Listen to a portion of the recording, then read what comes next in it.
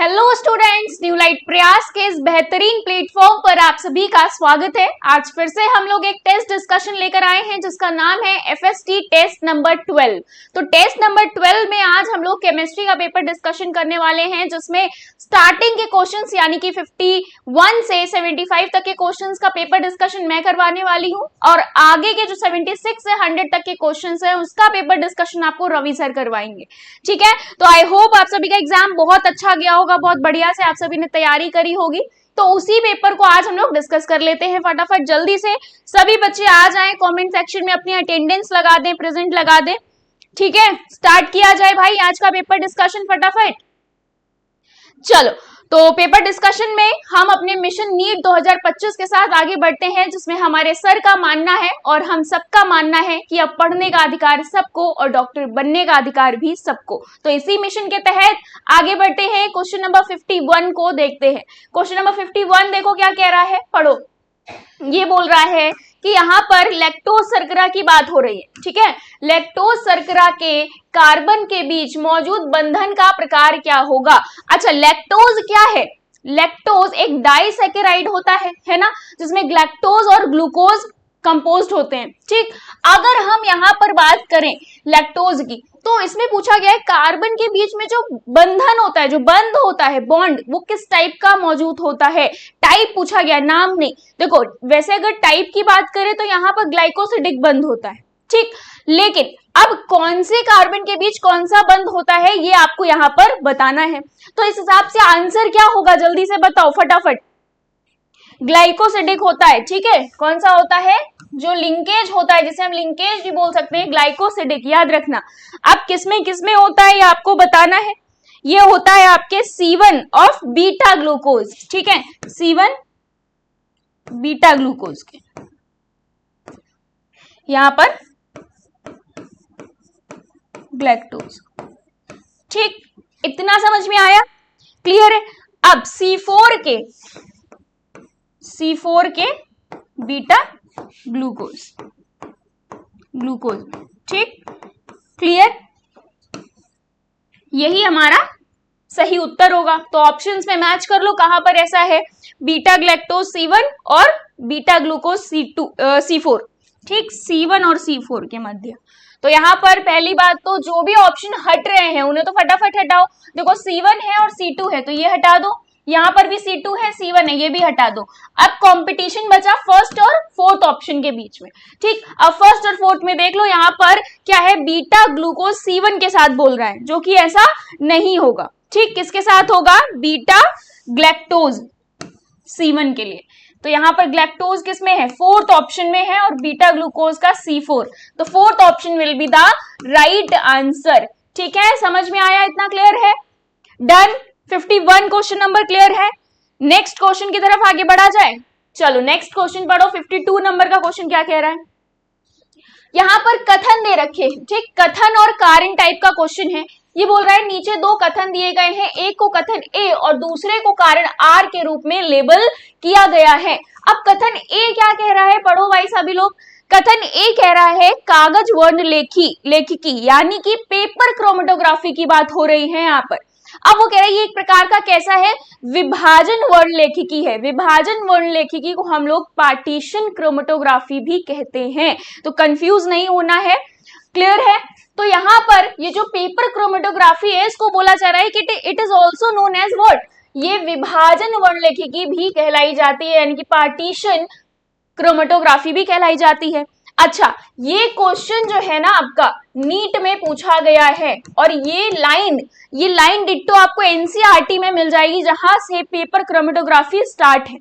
ठीक, जहां पर पेपर क्रोमेटोग्राफी स्टार्ट है ना, उसी के पास ही आपको मिल जाएगा, बोल्ड लाइंस में लिखा होगा पार्टीशन क्रोमेटोग्राफी।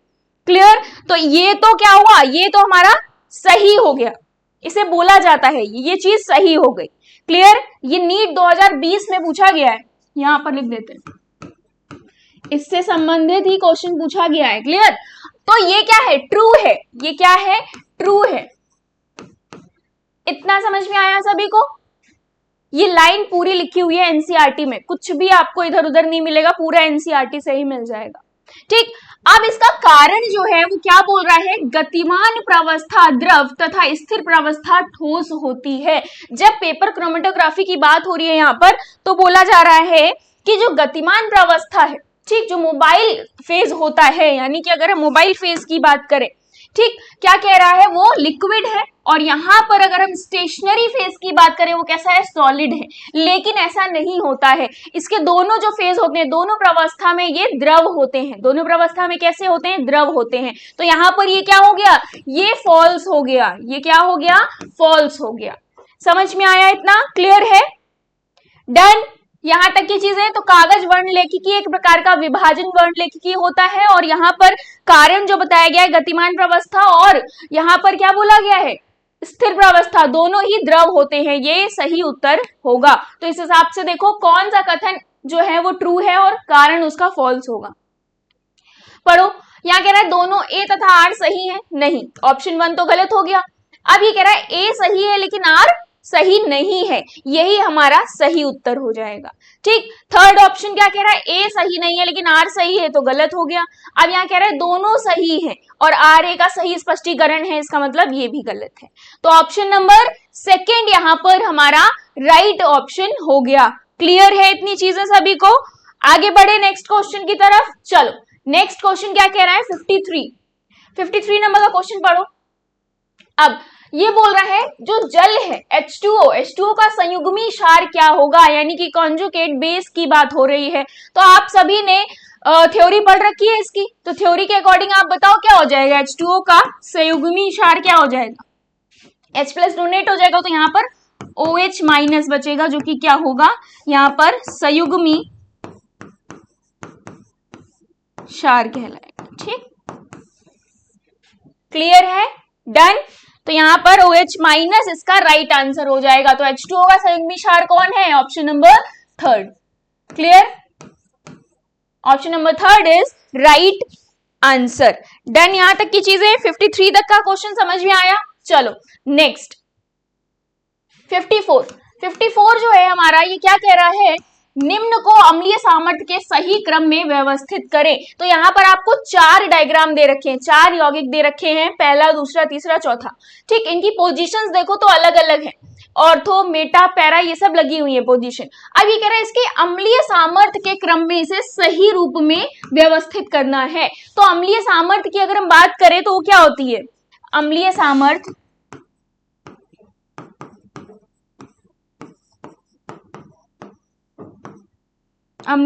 की अगर हम बात करें तो क्या हो जाएगी, is inversely proportional to -I -R upon +I +R।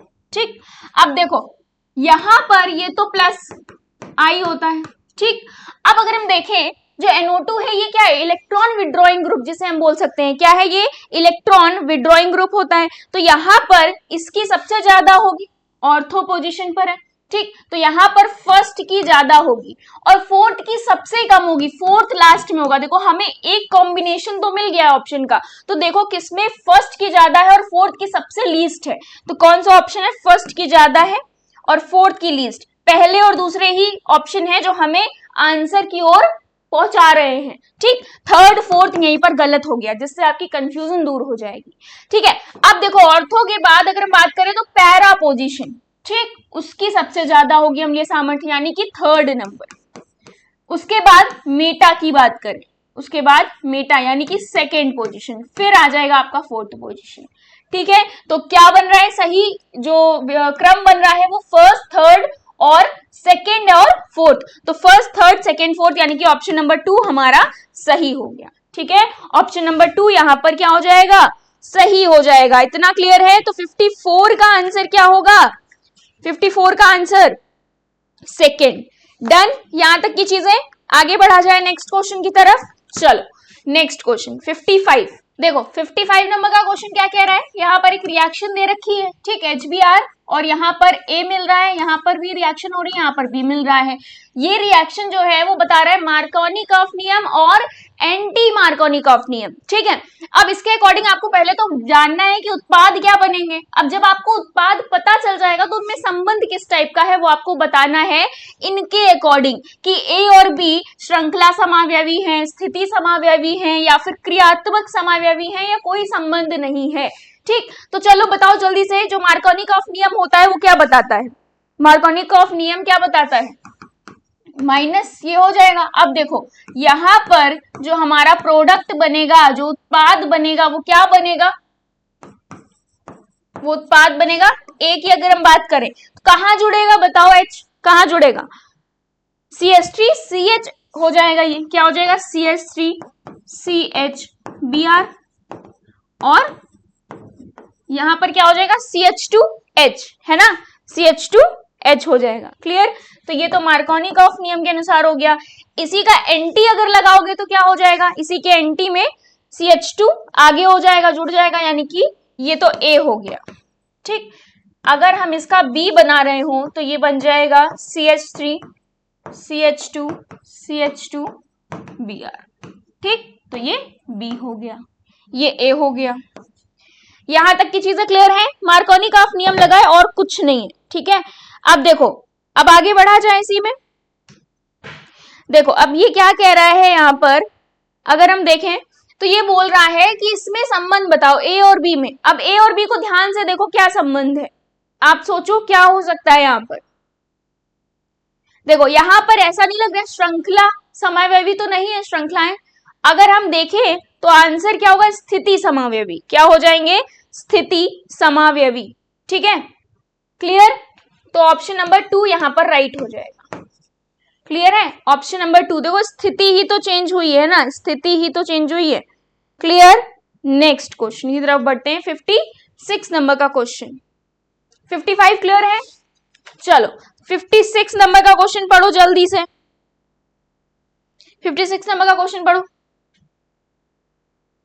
क्या कह रहा है? यहाँ पर सेल के लिए ईएमएफ का मान दिया गया है। ठीक, सेल के लिए ईएमएफ का मान दिया गया है। ई नॉट सेल का मान 1.05 वोल्ट दे रखा है। अब देखो यहाँ पर ये कह रहा है कि हमें ई सेल निकालना है। ठीक, ई सेल निकालना है तो क्या करेंगे? यहाँ पर नस्ट इक्वेशन सभी ने पढ़ रखी है।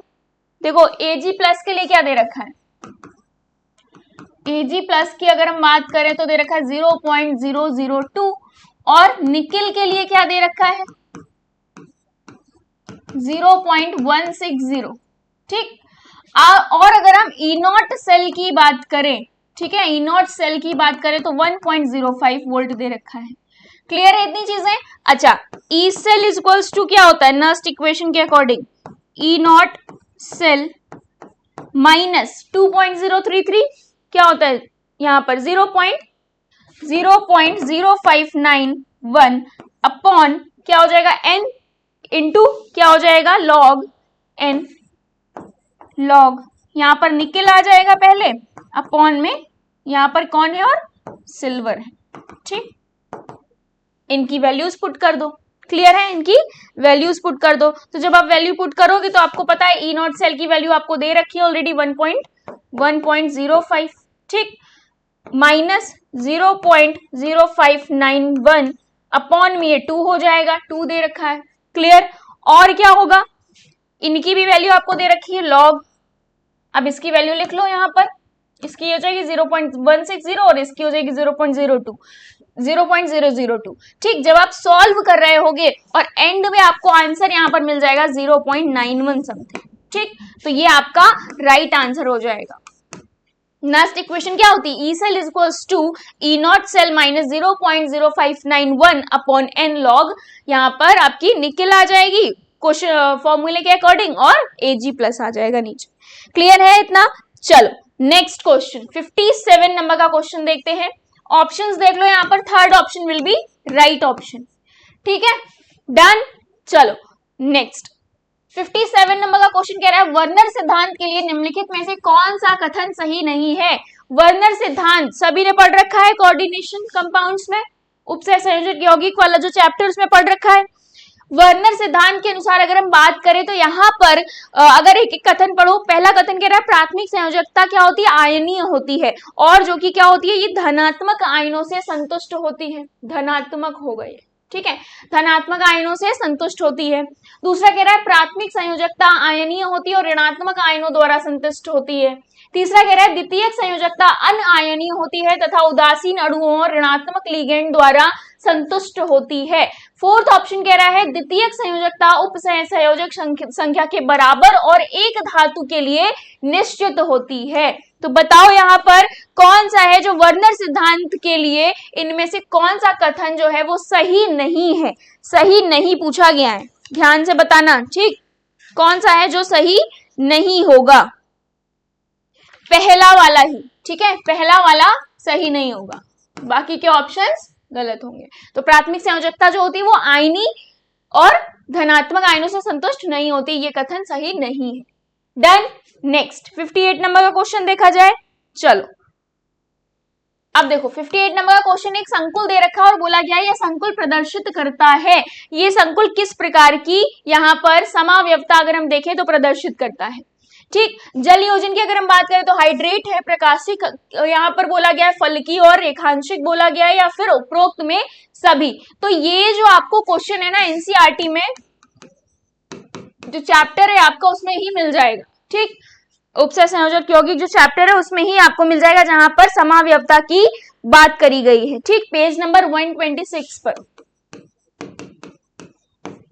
पूरा ये सिंबल ऐसे दे रखा और बोला गया है कि इसमें कौन सी जो हमारा ये जो इस टाइप के यौगिक होते हैं, संकुल होते हैं, उनमें जो समावयवता प्रदर्शित होती है वो फलकीय होती है और रेखांशिक होती है। कैसी होती है? फलकीय होती है और रेखांशिक होती है। ठीक है, बाकी के ऑप्शंस गलत हो जाएंगे। यहां तक की चीजें समझ में आ गई? डन। चलो नेक्स्ट क्वेश्चन की तरफ बढ़ा जाए। 59 नंबर का क्वेश्चन, ये क्वेश्चन भी देखो उसी चैप्टर से आपके, यानी कि ये भी आपको बंधन और विलायक योजन समावयवता की बात की, वो भी उसी नेक्स्ट पेज पर है। ठीक, ये आपको मिल जाएगा पेज नंबर 127 पर। अब देखो ये बोल रहा है ये किस प्रकार की, ये जो विलायक योजन और बंधन समावयवता बोला गया क्रमशः किस लिगेंड के द्वारा प्रदर्शित होती है। यहाँ पर लिगेंड्स दे रखे हैं और बोला जा रहा है जो लिंकेज है, बंधन यानी कि लिंकेज आइसोमेरिज्म, और विलायक योजन की अगर हम बात करें तो यहाँ पर सॉल्वेंट की अगर बोल सकते हो, हाइड्रेट बोल सकते हो। ठीक, तो यहाँ पर ये पूछा गया है। अब देखो ये जो अगर लिगेंड होते, अगर हम NO2 की बात करें तो ये उभयदंतुक होते हैं। अब आंसर जो होगा जल योजन की अगर हम बात करें तो यहाँ पर ये हो जाएगा इसके लिए, बंधन की बात करें तो यहाँ पर NO2 हो जाएगा। तो आंसर इस हिसाब से हमारा थर्ड ऑप्शन राइट हो जाएगा, बाकी के ऑप्शंस गलत हो जाएंगे। अच्छा, कुछ लोग कहेंगे ये क्यों नहीं हुआ, है तो सेम, लेकिन यहाँ पर देखो क्रमशः हमें ये भी देखना है कौन पहले पूछा गया कौन बाद में पूछा गया है। ठीक, पहले बंधन पूछा गया तो बंधन समावयवता जो प्रदर्शित होगी इस लिगेंड द्वारा होगी, NO2 के द्वारा, और विलायक योजन जो समावयवता प्रदर्शित होगी वो H2O के द्वारा प्रदर्शित होगी। डन, यहां तक की चीजें क्लियर है? चलो नेक्स्ट 60 नंबर का क्वेश्चन देखते हैं। ये पेज नंबर लिखा है एनसीईआरटी का। ठीक है, 60 नंबर का क्वेश्चन पढ़ो क्या कह रहा है। यहाँ पर एक रिएक्शन दे रखी है जिसकी अभिक्रिया कराई गई, फिर से हमें A उत्पाद प्राप्त हुआ। अब उस A की रिएक्शन कराई गई तो हमें B प्राप्त हुआ, और B को फिर से अभिक्रिया कराई गई तो C प्राप्त हुआ। अब ये कह रहा है यौगिक C बताओ क्या है। ऑप्शन दे रखे हैं, यौगिक C बताओ क्या है। तो अगर हम यहाँ पर देखें NaNO2 की उपस्थिति में हो रहा है और यहाँ पर अम्ल की उपस्थिति में अमीन की अभिक्रिया हो रही। ठीक, तो यहाँ पर जो हमें मिलेगा वो क्या मिलेगा? अल्कोहल मिलेगा। सबसे पहले तो जो A मिलेगा वो अल्कोहल मिलेगा, तो A यहाँ पर हो जाएगा CH3CH2OH। ठीक, अब देखो अब ये जो है CH3CH2OH जब B से अभिक्रिया करेगा तो कॉपर की उपस्थिति में ये एल्डिहाइड दे देगा। ठीक, ये कॉपर की उपस्थिति में और यहाँ 300 डिग्री सेल्सियस पर ये क्या दे देगा? एल्डिहाइड दे देगा, CH3CHO दे देगा। ठीक, B तक समझ में आया? तो ये तो A है, ये B है। अब B की फिर से अभिक्रिया कराई जा रही है। ठीक है, B की फिर से अभिक्रिया कराई जा रही है रेड फास्फोरस की उपस्थिति में और हाइड्रोजन आयोडाइड की उपस्थिति में। टेम्परेचर कितना है? 150 डिग्री सेल्सियस। अच्छा देखो अब हमें यहीं पर समझना है क्योंकि हमें C यौगिक पता लगाना है। तो यहाँ पर जो अगर हम पहली बात करें, पहले तो हमें क्या मिला? पहले 0 डिग्री सेल्सियस और Na2 की अभिक्रिया हुई तो हमें अल्कोहल मिल गया। ठीक, अब ये जो अल्कोहल मिला है फिर ये रिएक्ट करता है तो हमें एल्डिहाइड यहाँ पर मिल जाता है। देखो CH3CHO है। ठीक, अब अगर हम इसकी बात करें तो ये एक प्रबल अपचायक होता है। ये क्या होता है? प्रबल अपचायक होता है। ठीक है, ये फास्फोरस जो है, रेड फास्फोरस की अगर हम बात करें, प्रबल अपचायक होता है जो क्या करता है? अल्कोहल को, एल्डिहाइड को या कीटोन्स को किसमें कन्वर्ट कर देता है? एल्केन्स में कन्वर्ट कर देता है। किसमें कन्वर्ट कर देता है? एल्केन्स में। तो यानी कि जो हमें C मिलेगा वो क्या मिलेगा? एल्केन मिलेगा। तो यहां पर जो C हमें मिलेगा वो CH3CH3। ठीक, ये क्या है? C है, C है। तो यहां पर ऑप्शन क्या हो जाएंगे हमारे उस अकॉर्डिंग? बताओ जल्दी से। देखो थर्ड वाले में ही सबसे ज्यादा खेल हुआ है। यहां पर इसने क्या किया? ये एक प्रबल अपचायक है, तो प्रबल अपचायक है तो ये किस में बदल दिया? एल्केन में परिवर्तित कर दिया इसने। ठीक, तो एल्केन में परिवर्तित कर दिया तो इस हिसाब से हमारा जो यौगिक C होगा वो ऑप्शन नंबर 2 होगा। ठीक, ऑप्शन नंबर 2 होगा। क्लियर है इतनी चीजें? चलो आगे बढ़ा जाए, नेक्स्ट क्वेश्चन की तरफ बढ़े, 61 की तरफ। चलो नेक्स्ट क्वेश्चन क्या कह रहा है? 61 देखो, 61 क्वेश्चन कह रहा है निम्न में से कौन सा एमाइड हफमैन ब्रोमाइड अभिक्रिया नहीं देगा? इनमें से कौन सा है जो हफमैन ब्रोमाइड अभिक्रिया नहीं देगा? तो यहाँ पर जो हमारा आंसर होगा वो हो जाएगा फोर्थ ऑप्शन, CH3CONH CH3। ये हफमैन ब्रोमाइड अभिक्रिया नहीं देगा। Clear, done. चलो नेक्स्ट क्वेश्चन देखा जाए, 62 नंबर का क्वेश्चन कह रहा है, यहाँ पर एक संकुल आयन दे रखा है जो कि कैसा होता है? ये अष्टफलकीय होता है। ठीक है, अष्टफलकीय। अब ये बोल रहा है आयन में कोबाल्ट का संकरण और उसका चुंबकीय व्यवहार बताओ। तो सबसे पहले अगर हम देखें COF6 3-। ठीक, ये क्या है? कोबाल्ट है, कोबाल्ट की बात हो रही। तो यहाँ पर आपको जब आप इसका स्ट्रक्चर बनाओगे और इसका संकरण निकालोगे तो आपको 4 यहाँ पर अयुग्मित इलेक्ट्रॉन मिलेंगे। अयुग्मित इलेक्ट्रॉन मिलेंगे। अब अयुग्मित इलेक्ट्रॉन होते हैं, जब अनपेयर्ड होते हैं तो वो कैसा होता है? उसकी प्रकृति कैसी होती है? अनुचुंबकीय होती है। कैसी होती है? अनुचुंबकीय होती है। तो यहां पर आप लिख सकते हो अनुचुंबकीय।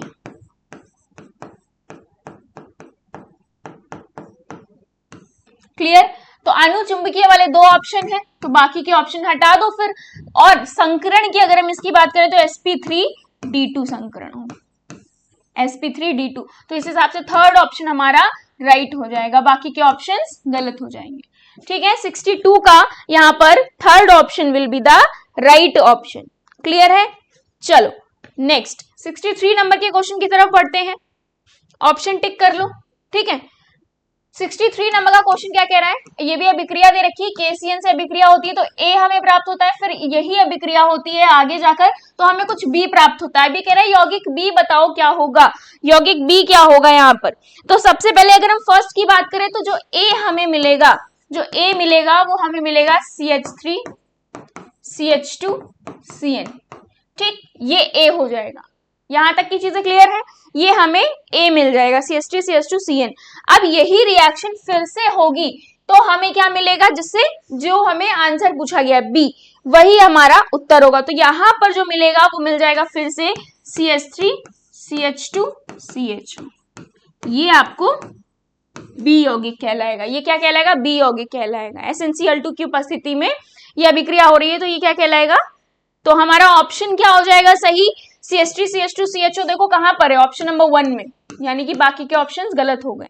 ठीक है, तो ये हमारा राइट आंसर हो जाएगा। क्लियर 63 तक? कोई डाउट किसी को? चलो नेक्स्ट आगे बढ़े, 64 नंबर का क्वेश्चन देखा जाए। 64 नंबर का क्वेश्चन देखो क्या कह रहा है। यहाँ पर ग्रिग्नार्ड अभिकर्मक की अगर हम बात करें तो उस तरह का है। ये देखो CH3 MgBr, ये अभिक्रिया कर रहा है, A प्राप्त हुआ, फिर यही अभिक्रिया अमोनिया की उपस्थिति में हुई, गर्म करने पर तो B मिला, फिर उसके बाद यहाँ पर P2O5 के साथ अभिक्रिया हो रही है तो हमें C मिल रहा है। अब ये कह रहा है यौगिक C बताओ क्या होगा? यौगिक C क्या होगा? देखो ग्रिग्नार्ड अभिकर्मक की अभिक्रिया हो रही कार्बन डाइऑक्साइड की उपस्थिति में, तो यहाँ पर सबसे पहले हमें एसिटिक अम्ल मिल जाएगा। ठीक है, ये एसिटिक अम्ल मिल जाएगा। अब ये फिर से अभिक्रिया होगी, ये A है, अब ये फिर से अभिक्रिया होगी तो यहाँ हमें B मिलेगा। देखो यहाँ पर अमोनिया की उपस्थिति में हो रहा है तो यहाँ पर क्या मिलेगा? CH3CONH2 मिल जाएगा। क्या मिल जाएगा? CH3CONH2। ठीक, ये क्या है? B है। अब यही B फिर से अभिक्रिया कर रहा है किसकी उपस्थिति में? P2O5 की उपस्थिति में ये अभिक्रिया कर रहा है। अब P2O5 की उपस्थिति में अभिक्रिया करेगा तो क्या मिल जाएगा हमें? लास्ट में CH3CN मिल जाएगा। क्या मिल जाएगा? ये C है, तो यही हमारा राइट आंसर हो जाएगा। ठीक, यही हमारा राइट आंसर हो जाएगा। तो ऑप्शन नंबर 3 यहाँ पर राइट आंसर है। ठीक है, option number 3 will be the right answer. Done. 65 तक के क्वेश्चंस, 64 तक के क्वेश्चंस डन। नेक्स्ट 65। देखो यहाँ पर आप नंबरिंग यहाँ से शुरू करोगे इधर से। ठीक, तो इधर से अगर नंबरिंग शुरू करोगे तो आपको 2 पर क्या मिल जाएगा? 4 पर तो मेथॉक्सी मिल जाएगा। इधर आओगे 4 पर मेथॉक्सी, तो 4 पर मेथॉक्सी देखो 2 में ही है, बाकी के गलत हो गए। ठीक, और क्या होगा? 2 पर इन लगा होगा, 2 पर इन लगा होगा तो 4 मेथॉक्सी पेंटुइन। ऑप्शन नंबर 2 यहाँ पर राइट हो जाएगा। और ये क्या है? Oil bromide. ठीक, तो ऑप्शन नंबर 2 यहाँ पर राइट है, बाकी के ऑप्शंस गलत हो जाएंगे। ठीक, क्लियर? यहां तक की चीजें समझ में आ गई। ऑप्शन नंबर 2 इस IUPAC नाम के लिए सही नामकरण होगा। देन नेक्स्ट क्वेश्चन की तरफ आगे बढ़ा जाए। 66 नंबर का क्वेश्चन कह रहा है कोबाल्ट 3+ आयन के लिए चक्रण चुंबकीय आघूर्ण क्या होगा? इसका फॉर्मूला आप सभी ने पढ़ रखा है। क्या होता है चक्रण चुंबकीय आघूर्ण? चक्रण चुंबकीय आघूर्ण का जो फॉर्मूला होता है वो क्या होता है? Mu equals to n+2 under root में। ठीक, तो n क्या हो जाएगा इसके लिए? ठीक, इसके लिए n क्या हो जाएगा? 4 हो जाएगा। क्या हो जाएगा? 4 हो जाएगा। तो यहाँ पर 4+2 अंडर रूट में। जब इसे बाहर निकालोगे ये 2 हो जाएगा, ये 6 हो जाएगा, 2√6। ये हमारा आंसर हो जाएगा। ठीक है, यही हमारा आंसर हो जाएगा। तो देख लो ऑप्शन के अकॉर्डिंग यहाँ पर 4 क्यों रखा गया? यहाँ पर देखो अयुग्मित इलेक्ट्रॉन होंगे तो उस हिसाब से हमने यहाँ पर रख दिया इतने। अब देखो यहाँ पर जो आंसर होगा हमारा 2√6, तो 2√6 यहाँ पर हमारा ऑप्शन नंबर 2 है, वही बता रहा है। ठीक, ये राइट आंसर हो गया। डन है यहां तक की चीजें। चलो नेक्स्ट क्वेश्चन की तरफ बढ़ते हैं। 67 नंबर का क्वेश्चन पढ़ो, क्या कह रहा है? प्लस ऑक्सीकरण अवस्था के लिए बढ़ता हुआ सही क्रम क्या होगा? अच्छा, इन सारे जो हमारे एलिमेंट दे रखे हैं, जो तत्व दे रखे हैं, इनको जरा ध्यान से देखो। ये कौन से समूह के आपको लग रहे हैं? ये लग रहे हैं आपको समूह 13 के। ठीक है, समूह 13 क्या है? एल्यूमिनियम बोरॉन परिवार, बोरॉन परिवार, जिसके लिए हम क्या लिखते हैं? बैंगन, आलू, गाजर और गाजर इन थैला, यही तो लिखते हो ना। तो यहाँ पर देखो बोरॉन नहीं है, बस बोरॉन को हटा दो। कौन है? एल्यूमिनियम है, गैलियम है, ठीक, इंडियम, थैलियम। अब देखो यहाँ पर कह रहा है प्लस ऑक्सीकरण अवस्था के लिए बढ़ता हुआ सही क्रम। तो यहाँ पर प्लस ऑक्सीकरण की अवस्था की अगर हम बात करें, उसके स्थायित्व की बात करें अगर, ठीक है, ऑक्सीकरण अवस्था के, तो ये नीचे जाने पर बढ़ती है। ठीक है, ये नीचे जाने पर क्या होती है? बढ़ती है। तो इस हिसाब से एल्यूमिनियम, ठीक, फिर क्या हो जाएगा? यहाँ पर सही क्रम पूछा गया है ना, तो यहाँ पर सबसे ज्यादा किसकी होगी? नीचे जाने पर बढ़ रही, यानी कि थैलियम। ठीक, तो यहाँ पर सबसे पहले अगर हम लिखे सही बढ़ता क्रम लिखा है, एल्यूमिनियम हो जाएगा। जस्ट जो क्रम है उसी को एज इट इज लिख दो। ठीक, क्लियर? तो ये हमारा सही क्रम होगा। डन। चलो, तो यहां पर आंसर इस क्रम में देखो कौन है जो दे रखा है आंसर, यहां पर थर्ड ऑप्शन। बाकी के ऑप्शंस गलत हो जाएंगे। ठीक है, बाकी के ऑप्शंस गलत हो जाएंगे। नेक्स्ट 68 नंबर का क्वेश्चन, ये क्या कह रहा है? फिनॉल बेंजीन में संयोजित होता है। ठीक, यहाँ पर फिनॉल बेंजीन में संयोजित होता है यदि फिनॉल के संयोजन की मात्रा 60% है तो वॉन्टहाफ गुणांक का मान क्या होगा? वॉन्टहाफ गुणांक मान यानी कि आई की यहाँ पर वैल्यू पूछी गई है। तो इसके लिए फॉर्मूला क्या होगा? I is equals to 1 plus alpha और n-1, क्या हो जाएगा? 1/n-1। अब देखो अल्फा आपको दे रखा है 60%, ठीक है, तो 60/100 यानी कि 0.6 आ गया। ठीक, तो 1 प्लस 0.6 1/n की अगर हम बात करें तो ये 0.5 बन गया। ठीक, -1। जब आप इसे सॉल्व करोगे तो ये 1 हो गया, तो 1 प्लस 0 पॉइंट मल्टीप्लाई में है तो 1, तो ये आ गया 0.7। तो आई की वैल्यू वन-हाफ गुणांक कितना आ गया, 0.7 आ गया, यानी कि ऑप्शन नंबर 4 यहां पर क्लियर होगा। ठीक, सही उत्तर होगा ऑप्शन नंबर 4। क्लियर यहां तक की चीजें?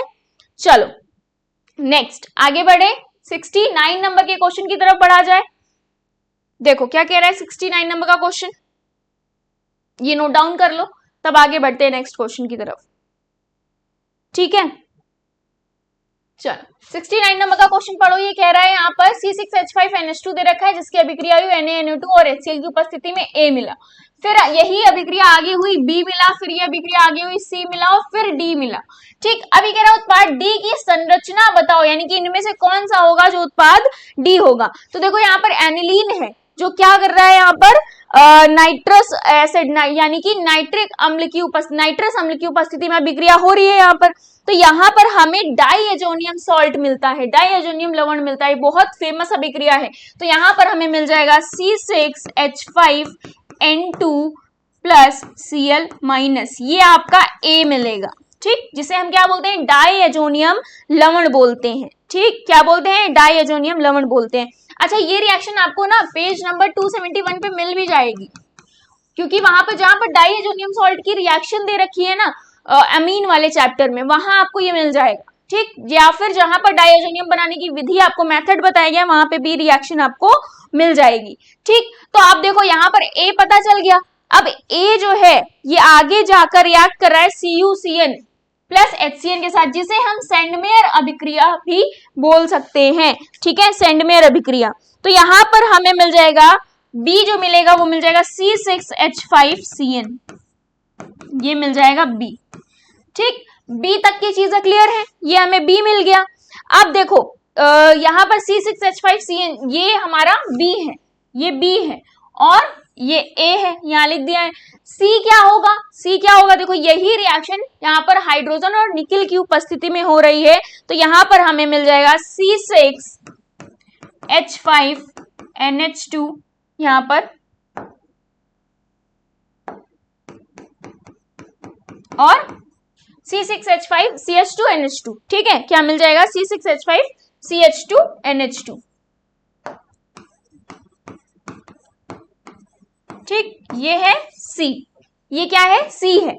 अब अगर हम D की बात करें तो क्या मिल जाएगा, देखो ये किसके साथ हो रही है, HNO2 के साथ अभिक्रिया हो रही, तो यहां पर हमें मिल जाएगा C6H5CH2OH, जो D मिलेगा C6H5CH2OH। ठीक, डन। तो D क्या है, C6H5CH2OH है। तो ऑप्शन देख लो यहां पर कौन सा ऑप्शन हमारा सही होगा, ऑप्शन नंबर दूसरा। ठीक है, ऑप्शन नंबर दूसरा हमारा D होगा। क्लियर, ये वाली रिएक्शन बहुत इंपॉर्टेंट है, ये वाली रिएक्शन बहुत इंपॉर्टेंट है। क्लियर, चलो आगे बढ़ा जाए नेक्स्ट क्वेश्चन की तरफ। ये पेज नंबर हमने बता ही दिया है, क्लियर है। चलो आगे बढ़ा जाए, C A है और ये D है, ये क्या है, D है, यही हमारा उत्तर है, यही क्या है, हमारा उत्तर है। ठीक, चलो ऑप्शन नंबर 2 सही हो जाएगा, बाकी के ऑप्शंस गलत हो जाएंगे। 70 नंबर का क्वेश्चन देखा जाए। चलो, निकिल अमलगम और NaOH की उपस्थिति में किसी असंतृप्त हाइड्रोकार्बन के अपचयन से क्या प्राप्त होता है, जल्दी से बताओ क्या होगा इसका रिएक्शन, मतलब इसका आंसर क्या होगा। ये रिएक्शन जो है ना आप लोग बहुत बचपन से, मतलब क्लास 10th से पढ़ते आ रहे हो। निकिल अमलगम की उपस्थिति में और NaOH की उपस्थिति में किसी असंतृप्त हाइड्रोकार्बन का अपचयन करा रहे हैं, हाइड्रोजनेशन यानी कि हाइड्रोजनीकरण अगर हम करा रहे हैं तो क्या प्राप्त होता है, संतृप्त हाइड्रोकार्बन प्राप्त होता है। क्या प्राप्त होता है, संतृप्त हाइड्रोकार्बन। तो यहाँ पर आंसर हमारा फर्स्ट क्लियर हो जाएगा, राइट आंसर हो जाएगा। ठीक है, फर्स्ट हमारा राइट आंसर हो जाएगा। आपने 10th में पढ़ी होगी ना संतृप्त असंतृप्त से संतृप्त हाइड्रोकार्बन बनाने के लिए रिएक्शन, तो वो यही रिएक्शंस आपने पढ़ी होंगी। ठीक है, चलो आगे बढ़े नेक्स्ट क्वेश्चन की तरफ। 70 का पहला नंबर यहाँ पर राइट होता है। नेक्स्ट 71 नंबर का क्वेश्चन कह रहा है प्रथम कोटि की अभिक्रिया के लिए सही समीकरण। तो प्रथम कोटि अभिक्रिया के लिए जो समीकरण सही होगा वो होगा ये वाला 2T, यहाँ पर 90%, ये वाला राइट होगा। तो इस हिसाब से फोर्थ ऑप्शन हमारा सही उत्तर हो जाएगा। ठीक है, फोर्थ आंसर जो होगा हमारा प्रथम कोटि अभिक्रिया के लिए, ये सही उत्तर हो जाएगा। डन। चलो नेक्स्ट 72 नंबर का क्वेश्चन पढ़ो क्या है। यहां पर बोला गया है नीचे दो कथन दे रखे हैं। ठीक, आपको दो कथन दे रखे हैं। बोल रहा है, पहला कथन बोल रहा है जो अमोनिया है ना NH3 और NF3 अणुओं का आकार पिरामिडीय होता है, ये सही है। ठीक, दोनों का आकार जो होता है पिरामिडीय होता है। ये आपको मिल जाएगा आपका जो चैप्टर है केमिकल बॉन्डिंग में, ठीक, उसमें मिल जाएगा। अब देखो ये पेज नंबर, चलो लिख देते हैं यहाँ पर, पेज नंबर 112 पर मिल जाएगा। ठीक, अगर हम इनके आकार की बात करें तो यहाँ पर देखो NH3 की अगर हम बात करें तो कुछ इस तरह से NH3 होगा। ठीक, NF3 भी इसी तरह से होगा। ठीक, और यहाँ पर लोन पेयर हो जाएगा। क्लियर है, यहाँ पर क्या हो जाएगा, लोन पेयर हो जाएगा। तो जो इनका आकार होगा पिरामिडीय होगा, ये तो सही है, ये क्या है, ट्रू है। नेक्स्ट कह रहा है कथन 2, अमोनिया का परिणामी द्विध्रुव आघूर्ण NF3 से अधिक होता है। बिल्कुल सही है, ये भी ट्रू है, ये भी ट्रू है। ठीक, ऐसा इसलिए देखो यहाँ पर अगर हम बात करें अमोनिया का, जो अगर इनके यहाँ पर वेक्टर देखोगे ना तो यहाँ पर सारे जुड़ जाते हैं, एक दिशा में होते हैं, यहाँ पर नहीं होते हैं। तो यहाँ पर NH3 का जो परिणामी द्विध्रुव हो जाता है आघूर्ण, वो NF3 से अधिक हो जाता है। ठीक, तो वो NF3 से अधिक हो जाता है, यानी कि दोनों ही यहाँ पर सही है। फोर्थ ऑप्शन यहाँ पर राइट ऑप्शन हो जाएगा। ठीक है, फोर्थ ऑप्शन क्या हो जाएगा, राइट ऑप्शन हो जाएगा। यहाँ पर अगर हम वेक्टर का देखें साइन ना, तो यहाँ पर सबका एक जैसा ही होगा। इसके लिए भी अगर देखेंगे तो एक जैसा ही होगा। ठीक, क्लियर है। लेकिन अगर हम यहां देखेंगे तो यहां पर इधर होगा और इसका ऊपर हो जाएगा। ठीक, क्लियर, इसका ऊपर हो जाएगा और ये सब इधर को। ठीक है, तो इस वजह से इसका द्विध्रुव आघूर्ण कम हो जाएगा, इसका ज्यादा हो जाएगा इन कंपैरिजन विद दिस। ठीक, तो यहां पर option number 4 will be the right answer. चलो नेक्स्ट 73 नंबर का क्वेश्चन पढ़ो क्या कह रहा है। CH3 CH2Cl एल्कोहलिक यहाँ पर KOH की उपस्थिति में अभिक्रिया हो रही, A मिलता है। अब वो A बेयर अभिकर्मक के साथ अभिक्रिया करता है, यानी कि KMnO4 का एल्कलाइन सॉल्यूशन यहाँ पर बात करें तो B मिलता है। अब ये कह रहा है B यौगिक बताओ क्या होगा। तो सबसे पहले तो A ज्ञात करो क्या होगा। अगर हम A की बात करें तो यहाँ पर A जो हमें मिलेगा वो मिलेगा CH2 डबल बॉन्ड CH2, ये A मिल जाएगा। ठीक, अब यही A बेयर अभिकर्मक के साथ अभिक्रिया करेगा, बेयर अभिकर्मक के साथ, यानी कि क्या है, KMnO4। ठीक, जो कि क्या होता है, ऑक्सीकारक होता है प्रबल। तो ये क्या कर देगा, ये हमें दे देगा CH2OH CH2H। ठीक, तो ये हमें B मिल जाएगा और ये हमें A मिल गया। तो B पहचान लो अब कौन होगा यहाँ पर आंसर के अकॉर्डिंग। आंसर के अकॉर्डिंग क्या हो जाएगा हमारा, ऑप्शन नंबर 1 हो जाएगा। ठीक, ऑप्शन नंबर 1। ठीक है, ये B है, ये A हो जाएगा। तो बाकी के ऑप्शंस गलत हो जाएंगे। देखो यहाँ पर A वाला भी दे रखा है, लेकिन ये हमारा A होगा। पूछा क्या गया है, B पूछा गया है। ठीक, क्लियर है। चलो नेक्स्ट 74 नंबर का क्वेश्चन देखा जाए। 74 नंबर का क्वेश्चन देखो क्या कह रहा है। विलय के मूलक द्रव्यमान के निर्धारण में किस अणु संख्या गुणधर्म का मुख्य उपयोग किया जाता है। जब हम विलय के मूलक द्रव्यमान का निर्धारण करते हैं तो हम परासरण दाब का वहां पर उपयोग करते हैं। तो यहाँ पर फोर्थ ऑप्शन राइट ऑप्शन होगा, बाकी का ऑप्शन गलत हो जाएगा। ठीक, परासरण दाब। ठीक है, चलो नेक्स्ट क्वेश्चन की तरफ आगे बढ़े। नेक्स्ट क्वेश्चन देखो क्या कह रहा है, यहाँ पर पढ़ो। ये क्वेश्चन बोल रहा है निम्न में से कौन सा यौगिक LiAlH4 लिथियम एल्यूमिनियम हाइड्राइड जिसे हम बोलते हैं, इसके साथ अभिक्रिया करके वह उत्पाद देता है जो धनात्मक आयोडोफॉर्म परीक्षण देता है। ठीक है, तो जो लिथियम एल्यूमिनियम हाइड्राइड है वो इनमें से किसके साथ क्रिया करके एक ऐसा उत्पाद देता है जो कि क्या करता है, धनात्मक आयोडोफॉर्म परीक्षण को प्रदर्शित करता है। तो जो लिथियम एल्यूमिनियम हाइड्राइड, अगर हम इसकी बात करें, ये क्या करता है, अल्कोहल्स में अपचयित कर देता है। किसे, एल्डिहाइड को, कीटोन को, एस्टर को। क्यों, क्योंकि ये प्रबल अपचायक होता है। ये क्या होता है,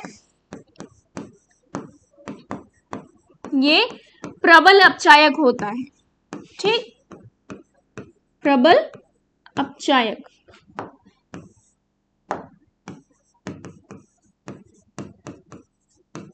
ये प्रबल अपचायक होता है, तो ये क्या करता है,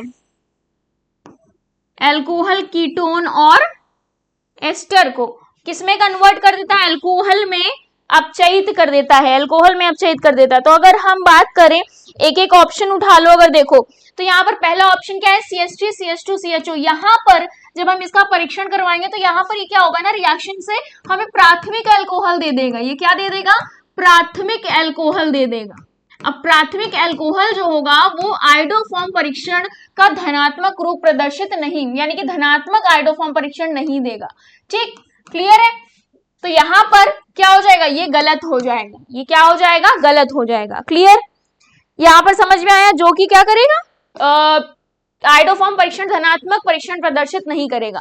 अब अगर हम यहां पर बात कर लें यहां पर एस्टर की, ठीक, तो एस्टर में क्या हो जाएगा, प्राथमिक अल्कोहल और मेथनॉल बन जाएगा। यहां पर क्या हमें मिल जाएगा, प्राथमिक अल्कोहल मिलेगा, प्राथमिक अल्कोहल और वह मेथेनॉल मिल जाएगा। ठीक, CH3OH मेथेनॉल। तो इस वजह से ये भी यहाँ पर प्रदर्शित नहीं करेगा। थर्ड की बात करें तो यहाँ पर ये क्या, एस्टर है। एस्टर की अगर हम बात करें तो यहाँ पर क्या हो जाएगा, ये इस प्रकार का कोई भी प्रोडक्ट बनाएगा ही नहीं, इसका अपचयन ही नहीं होगा, ये अपचयित ही नहीं होगा। तो फोर्थ ऑप्शन बचा क्या है, यहाँ पर कीटोन समूह की अगर हम बात करें, ठीक, तो यहाँ पर फोर्थ ऑप्शन ही हमारा राइट ऑप्शन होगा, जो कि आयोडोफॉर्म का धनात्मक परीक्षण देगा। ठीक है, ये क्या करेगा, धनात्मक परीक्षण देगा। क्लियर, तो ऑप्शन नंबर यहाँ पर फोर्थ राइट हो जाएगा, फोर्थ क्या हो जाएगा, राइट हो जाएगा। यहां तक की चीजें समझ में आ गई सभी को। LiAlH4 याद कर लो, बहुत अच्छा एक आपका यहाँ पर रिएजेंट है, अभिकर्मक है, ठीक, जिसे हम लोग बोलते हैं लिथियम एल्यूमिनियम हाइड्राइड। ठीक, डन। तो 75 तक के क्वेश्चन सभी को डन हो गए हैं, यानी कि उनके पेपर का डिस्कशन हो गया। आगे के जो क्वेश्चन है, यानी कि 76 से 100 तक के जो क्वेश्चन है, उनका पेपर डिस्कशन आपको रवि सर करवाने वाले हैं। तो कहीं जाना नहीं है, यहीं पर रुको, आगे का पेपर डिस्कशन देखकर जाना है। मिलते हैं नेक्स्ट पेपर डिस्कशन में, जब तक के लिए bye bye, take care, thank you so much. Good evening बच्चों। तो कैसा हुआ आज का पेपर आपका? उम्मीद है बहुत अच्छा हुआ होगा पेपर, क्योंकि पेपर में बहुत ऐसा कोई क्वेश्चन नहीं था कि जो आपको ना आए। ठीक है, तो स्टार्ट करते हैं बेटा। पहले 25 क्वेश्चन शिल्पा मैम ने डिस्कस कर दिए हैं, आगे के 25 यानी कि मैंने 76 से लेकर 100 तक मैं डिस्कस करूंगा। ठीक है बेटा, तो जैसा कि आपको स्क्रीन में दिख ही रहा होगा क्वेश्चन नंबर 76, बहुत ही अच्छा क्वेश्चन बेटा। सेल के लिए यहाँ पर एक सेल रिएक्शन दी हुई है, रिप्रेजेंटेशन सेल का, और कह रहे हैं कि 25 डिग्री सेंटीग्रेड टेम्परेचर पर विभव की माप क्या होगा। यानी कि देखो जरा, पहले हम लोग यहाँ पर ये एनोड और ये कैथोड, ठीक है, तो हम लोग पहले एनोड हाफ सेल और कैथोड हाफ सेल दोनों लिखते हैं। और जरा ये जो प्रेशर है इसको हमने बोल दिया P1, और पीएच अगर दी है 1, तो H+ आयन कंसंट्रेशन बेटा कितनी होगी, 10⁻⁻1, और इसी को हम लोग बोल रहे हैं C1। H+ आयन कंसंट्रेशन की C1 ये कितनी, 10⁻⁻1। यहां पर pH है 2, तो H+ आयन कंसंट्रेशन कितना होगा, 10⁻⁻2, जिसको हम लोग बोल रहे हैं C2। तो ये है P1 कंसंट्रेशन, C1 कंसंट्रेशन, ये C2, और ये प्रेशर P2। अब देखो, अगर हम लोग बात करें एनोड हाफ सेल की, तो बताओ यहां पर H2 से H+, H2 से H+। अब देखो इसको बैलेंस करें तो ये 2H+, ठीक है, और कितना इलेक्ट्रॉन, 2। एनोड हाफ सेल हो गया। अब हम लोग कैथोड हाफ सेल लिखें तो बताओ यहां पर H+ से H2,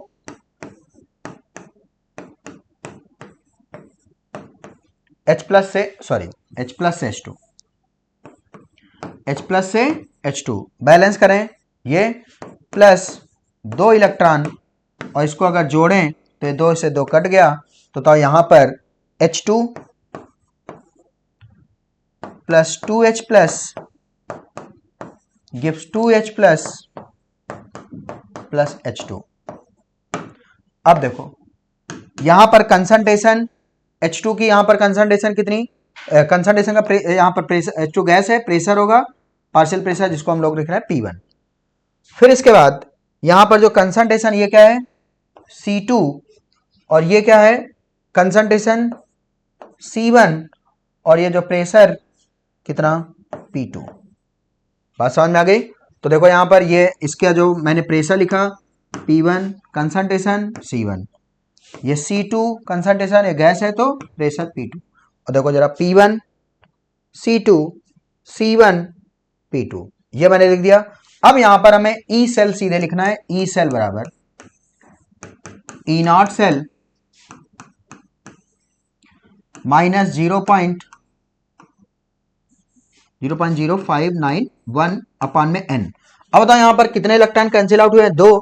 तो n फैक्टर इसका क्या होगा? 2 लॉग प्रोडक्ट की कंसंट्रेशन अपान में रिएक्टेंट कंसंट्रेशन। लेकिन अगर कोई गैस है तो उसके लिए पार्शियल प्रेशर लिखेंगे। तो देखो जरा प्रोडक्ट अपना ये है तो C1, और C1 की पावर यहां पर कोफिशिएंट 2 है तो C1 की पावर 2। और यहां पर बेटा C1 है कितना? डायरेक्ट हम लोग लिखेंगे C1 यहां पर है 10 टू द पावर -1 और उसका पावर 2, तो ये हो जाएगा 10 टू पावर -2। फिर लिखेंगे P2, और ये P2 कितना है बेटा? P2 है यहां पर, कहां गया, 0.1, तो 10 टू द पावर -1। अब आते हैं यहां पर प्रोडक्ट हो गया अपान में रिएक्टेंट, ये P1, और P1 यहां पर कितना दिया बेटा? 0.4। फिर H प्लस आयन कंसंट्रेशन क्या बोल रहे हैं? C2, और कोफिशिएंट है 2 पावर 2, यानी अब C2 है कितना बेटा? 10 टू पावर -2, और इसका स्क्वायर करें तो 10 टू पावर -4। तो चलो एक बार इसको 10 टू पावर -1 को 0.1 ही लिख दें, कोई दिक्कत नहीं। 0.1, ये पॉइंट से पॉइंट उड़ गया तो 1/4 हो गया, और ये 10 पावर -2 से 10 पावर -2, और ये -2 ऊपर गया +2, यानी 100/4 ये हो गया। इसको काटेंगे तो 25 आ गया।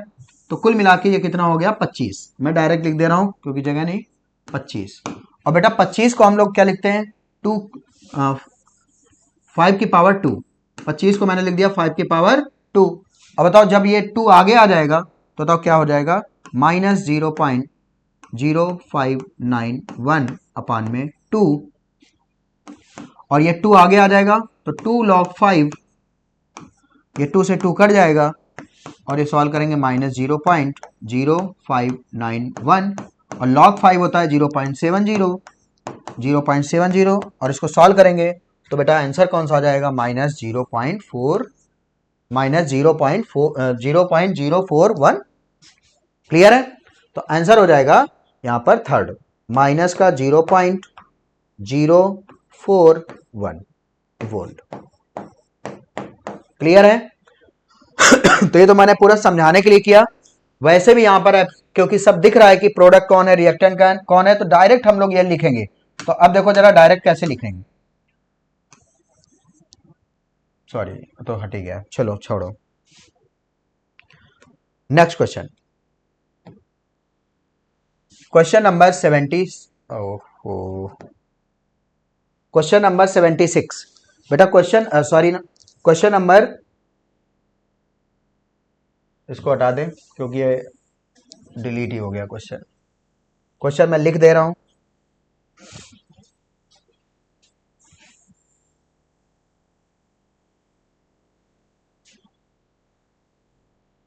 देखो जरा क्वेश्चन क्या था? निम्नलिखित अभिक्रिया के क्रम में बी को पहचाने। निम्नलिखित अभिक्रिया के क्रम में बी को पहचाने। क्रम क्या है? CH3COO Na सोडियम एसीटेट, इसकी रिएक्शन सोडा लाइम के साथ इसको क्या कर रहे हैं? हीट कर रहे हैं, तो बना है A। इसकी रिएक्शन हम लोग कराएंगे chlorination Cl2 in the presence of sunlight, तो बना B। इसकी reaction sodium with dry ether, तो बना C। लेकिन यहां पर पूछा केवल जा रहा है कि B क्या है, तो हमें C नहीं बताना क्या है? B बताना है। ठीक, चलो स्टार्ट करते हैं। देखो जरा बेटा, सोडा लाइम डीकार्बोक्सिलेशन करता है तो ये CO2 निकाल देते हैं, और इसके जो प्रोडक्ट होता है एक कम कार्बन का एल्केन बनता है। तो बताओ यहां पर एक CO2 के रूप में निकल गया, तो बताओ एक कम कार्बन कितना बचा? एक ही कार्बन, यानी कि ये क्या है? मीथेन है। और इसका क्लोरीनेशन कराओगे तो क्या बन जाएगा? मिथाइल क्लोराइड CH3Cl, और इसका sodium with dry ether Wurtz reaction, तो बताओ यहाँ पर 2 मॉलिक्यूल लेना पड़ेगा, इसके फ्री रेडिकल रिएक्शन करा देंगे, तो बताओ ये फ्री रेडिकल कंबाइन हो जाएंगे, क्या बन जाएगा, इथेन, यानी C2H6। तो प्रोडक्ट अपना C क्या होगा, इथेन, बट अपने को क्वेश्चन पूछा गया यहाँ पर B क्या होगा, तो आंसर क्या है यहाँ पर, बी होगा मिथाइल क्लोराइड। तो आंसर हो जाएगा मिथाइल क्लोराइड। क्या बात समझ में आ गई बेटा? तो आंसर हो जाएगा इसका मिथाइल क्लोराइड। Next question 78। नीचे 2 कथन दिए गए हैं। पहला, थर्मस फ्लास्क के एक विलगित निकाय का उदाहरण है। बेटा थर्मस फ्लास्क एक विलगित यानी आइसोलेटेड सिस्टम का उदाहरण है, बिल्कुल बात सही है। अर्थात निकाय और परिवेश के बीच ऊर्जा और पदार्थ का में से किसी भी का आदान प्रदान नहीं होता, बिल्कुल बात सही है। ऐसे ही सिस्टम जिनका सिस्टम और सराउंडिंग के बीच ना तो ऊर्जा का आदान प्रदान हो ना पदार्थ का आदान प्रदान हो, उसको बोलते हैं विलगित निकाय, बिल्कुल बात सही है। समतापी प्रक्रम एक ऐसी प्रक्रिया है जिसमें निकाय और परिवेश के बीच ऊष्मा का कोई स्थानांतरण नहीं होता, बिल्कुल बात गलत है बेटा। समतापी प्रक्रम का मतलब होता है तापमान समान, यानी कांस्टेंट टेम्परेचर। लेकिन यहां पर जो बात लिखा है निकाय और परिवेश के बीच ऊष्मा का अगर आदान प्रदान नहीं हो रहा तो उसको बोलते हैं हम लोग रुद्धोष् प्रक्रम। क्या बोलते हैं? रुद्धोष् प्रक्रम। तो यहां पर यह गलत हो गया, तो पहला कथन सही है, कथन 2 गलत है। कौन सा? कथन सही, कथन 2 गलत। कथन 1 सही, कथन 2 गलत। आंसर कौन सा हो जाना चाहिए? सेकंड। क्लियर है? ठीक। Next question 79। बेटा मोलर लवण नहीं है, मोहर लवण है। मोहर लवण बेटा, मोहर लवण का जो फार्मूला होता है ferrous ammonium sulphate FeSO4 ferrous sulphate dot ammonium sulphate NH4 whole twice SO4 dot 6 water, ये है। लेकिन ये इस तरह लिखा नहीं है यहां पर, जरा देखो यहां पर इन्होंने कैसे लिखा है। यहां पर देखो सब में यहां पर बीच में क्या लिखा है? आयरन। तो ठीक है, आयरन हमने लिख दिया। आयरन कितने हैं यहां पर बेटा? 1। देखो जरा, आयरन यहां पर है 1। अब जरा देखो सल्फेट कितने हैं? 2। तो यहां पर सल्फेट हो गए 2, SO4 2। अमोनियम कितने हैं? 2। तो मैंने यहां पर लिख दिया ammonium 2 NH4 whole twice dot 6 water. ऐसा रिप्रेजेंटेशन कहां दिया बेटा? सेकंड में। देखो NH4 whole twice FeSO4 whole twice dot 6 water, तो ये है मोहर सॉल्ट। क्लियर है? Next question 80। 1 लीटर जल में H+ आयन की संख्या कितनी है? 10⁻⁻7 मोल। तो बताओ यहां पर H+ आयन क्योंकि 10⁻⁻7 मोल है 1 लीटर वाटर में, यानी H+ आयन कंसंट्रेशन कितनी हो गई? 10⁻⁷ मोल पर लीटर। और H+ आयन कंसंट्रेशन कितनी होती है? C alpha. H+ ion concentration कितनी होती है? C alpha. और ये C क्या है? वाटर की कंसंट्रेशन। तो बताओ यहां पर अल्फा बराबर क्या हो जाएगा? 10⁻⁷ अपान में C, और वाटर की कंसंट्रेशन होती है 1000 डिवाइड बाई 18। ठीक है, तो ये सॉल्व करेंगे तो ये आ जाएगा 18 इंटू 10⁻⁻10, लेकिन इसी को अगर 1.8 इंटू 10⁻⁹ लिख सकते हैं। बट ये है अल्फा, बट अपने को पूछा है परसेंटेज अल्फा, तो अल्फा से परसेंटेज अल्फा बनाने के लिए हमें 100 का मल्टीप्लाई कर देना चाहिए। तो 1.8 इंटू 10⁻⁹ इंटू 10⁻², तो ये कितना आ जाएगा? 10⁻⁷। तो 1.8 इंटू 10⁻⁷ आंसर हो जाएगा फर्स्ट। तो 80 का आंसर कौन सा हो जाएगा बेटा? फर्स्ट। नेक्स्ट क्वेश्चन यहां पर बेटा रासायनिक अभिक्रिया की दर स्थिरांक यानी कि दर स्थिरांक रेट कांस्टेंट यानी कितना K की तापमान पर निर्भर करता है। बिल्कुल बात सही है, रेट कांस्टेंट तापमान पर निर्भर करता है। और इसका जो रिलेशन है वो क्या है? Arrhenius equation. और आर्हेनियस इक्वेशन होती है K बराबर A e की power minus E A upon में आर टी द्वारा व्यक्त किया जा सकता है। यहां पर जो ई ए है कह रहे हैं कि एक्टिवेशन एनर्जी है, किस ग्राफ से हम लोग निकाल सकते हैं। तो बहुत फेमस क्वेश्चन है। तो बेटा एक्टिवेशन एनर्जी किस ग्राफ से निकाल सकते हो, किसके ग्राफ से? तो आंसर है लॉग के वर्सेज 1 अपान में टी, इस ग्राफ से निकाल सकते हैं। तो चलो जरा लॉग, इसका लॉग फॉर्म ले तो बेटा क्या हो जाएगा, लॉग के, ठीक है। तो लॉग के बराबर लॉग ए, ध्यान रखना बेटा यहां पर एक्चुअल में हम लोग बेस कौन सी, ई बेस है, ठीक है। तो यहां पर लॉग के बराबर लॉग ए माइनस ई ए बराबर ई अपान में 2.303 आर, ये हो जाएगा। तो लॉग के बराबर log A minus E upon में 2.303 आर, लॉग के equal to log A minus E A upon में 2.303 आर। अब देखो यहां पर 2.303 नहीं है तो यह सीधे ये ln ही तो हो गई, ठीक है। तो यहां पर ये नेचुरल लॉग फॉर्म है ये, ठीक। तो अब मुझे बताओ, तो ये इसको मान लिया हमने वाई एक्सिस और 1 अपान में टी को क्या मान लिया, एक्स एक्सिस। तो यहां पर जब हम लोग y equal to minus M X plus C, तो ग्राफ इसका कैसा हो जाएगा, स्ट्रेट लाइन। तो यहां पर लॉग के वर्सेज 1 अपान में टी का ग्राफ बनाएंगे तो जो इसकी स्लोप है उससे हम लोग को क्या पता चल जाएगा, एक्टिवेशन एनर्जी। तो आंसर कौन सा हो जाएगा, फर्स्ट। क्लियर।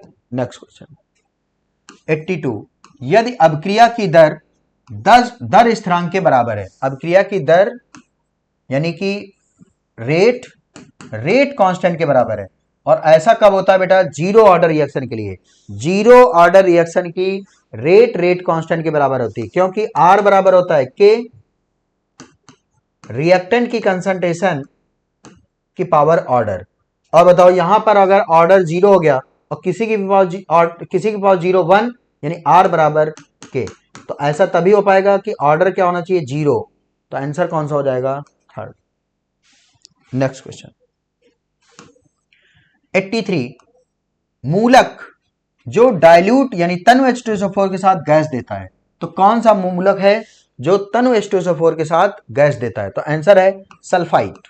तो सल्फाइट जो है डाइल्यूट H2SO4 के साथ कौन सी गैस देता है बेटा, सल्फर डाइऑक्साइड, और ये सफोकेटिंग कलरलेस गैस है, सफोकेटिंग कलरलेस गैस है। क्लियर है। तो 83 का आंसर कौन सा हो जाएगा, 2। नेक्स्ट क्वेश्चन 84, निम्नलिखित साम्य, बेटा एक साम्य रिएक्शन दी गई है, एक ये साम्य रिएक्शन दी गई है, दोनों में कहा है इसका जो PCl5 का डिसोसिएशन का जो डिग्री ऑफ डिसोसिएशन है, मान लो इसकी भी डिग्री ऑफ डिसोसिएशन अल्फा और इसकी भी डिग्री ऑफ डिसोसिएशन अल्फा, तो उन्होंने कह दिया है दोनों के विघटन की मात्रा समान है। यदि साम्यावस्था पर दाब का जो अनुपात है, यानी कि अगर इसका साम्य पर टोटल प्रेशर, इसके साम्य पर टोटल प्रेशर P1 और इसके साम्य का टोटल प्रेशर P2, और P1 अपान में P2 इन्होंने दे दिया कितना, 36:1। तो यहां पर कह रहे हैं कि इसके Kp और इसके Kp का रेशियो क्या होगा। तो बिल्कुल सिंपल है, ये अगर A gives B plus C type की रिएक्शन होती है तो सीधे आपको याद होना चाहिए Kp का फॉर्मूला, और इसके Kp को बोलना है Kp PCl5। ये होगा अल्फा स्क्वायर अपान में 1 minus alpha square into P total, और इसका पी टोटल हम लोग बोल रहे हैं P1। जरा इसकी बात करें, इसका Kp को बोल रहे हैं Kp N2O5। ये हो जाएगा, ये होता है A गिव्स 2B टाइप का है, और इसका याद रखना है 4 अल्फा स्क्वायर अपान में 1 minus alpha square into P total, और पी टोटल इसका कितना है, P2। ठीक है। तो बताओ इनका अगर रेशियो करना है तो बताओ यहां पर हमें लिखना पड़ेगा Kp1, चलो इसको 1 कर लें और इसको Kp2 कर लेते हैं। बराबर। अब बताओ अगर इसको डिसोशिएट करोगे तो अल्फा स्क्वायर अपान में 1 माइनस अल्फा स्क्वायर यहां, अल्फा स्क्वायर अपान में 1 माइनस अल्फा स्क्वायर यहां, तो बताओ बचा क्या, 4p2 यहां बचा और यहां बचा केवल p1। तो बताओ ये p1 अपान में 4p2 और बताओ p1 अपान में p2 यहां पर दिया है 36:1। तो मैं डायरेक्टली यहां पर लिख ले रहा हूं 36:1। तो ये काटोगे तो कितना आ जाएगा 9:1। तो आंसर हो जाएगा 9:1। आंसर होगा कौन सा, सेकंड। क्लियर बेटा। चलो नेक्स्ट क्वेश्चन 85। बेटा यहां पर हैलोजन में इलेक्ट्रॉन गेन एंथैल्पी किसकी ज्यादा होती है, तो ध्यान देना बेटा, हैलोजन में electron gain enthalpy fluorine, chlorine, bromine, iodine. Second period से ज्यादा हमेशा एंथैल्पी किसकी होती है, थर्ड पीरियड की, पी ब्लॉक में। तो बताओ यहां पर फ्लोरीन से ज्यादा किसकी, क्लोरीन की, फिर क्लोरीन से फिर ब्रोमीन में घटती है और लगातार घटती है। तो बताओ ऑर्डर क्या हो गया, फ्लोरीन से ज्यादा क्लोरीन और क्लोरीन से कम ब्रोमीन फिर आयोडीन। आंसर कौन सा हो जाएगा, सेकेंड। लेकिन ओवरऑल ऑर्डर अगर बनाना हो तो हम लोग लिखेंगे ऐसे, chlorine then fluorine then bromine then iodine. बात क्लियर है। तो आंसर अभी क्या हो जाएगा 85 का सेकेंड। नेक्स्ट क्वेश्चन कह रहे हैं कि इलेक्ट्रॉन की स्थिति में अनिश्चितता अगर शून्य हो जाए तो इसके संवेग में अनिश्चितता क्या होगी। बेटा Heisenberg uncertainty principle delta P into delta x greater than और इक्वल टू H अपान में 4 पाई, ये रिलेशन है। अब यहां पर अगर किसी का, क्योंकि इनका जो मल्टीप्लीकेशन है वो कांस्टेंट है, ठीक है, H अपान में 4 पाई से ज्यादा या उसके बराबर। तो मुझे बताओ अगर किसी की अनसर्टेनिटी 0 हो जाए तो दूसरे की अनसर्टेनिटी क्या होनी पड़ेगी, इनफाइनाइट। तो अगर यहां पर इलेक्ट्रॉन की पोजीशन में अनसर्टेनिटी कितनी हो जाएगी 0, तो इसकी अनसर्टेनिटी कितनी हो जानी चाहिए, इनफाइनाइट। क्लियर है। तो आंसर क्या हो जाएगा, अनंत। क्या बात समझ में आ रही है।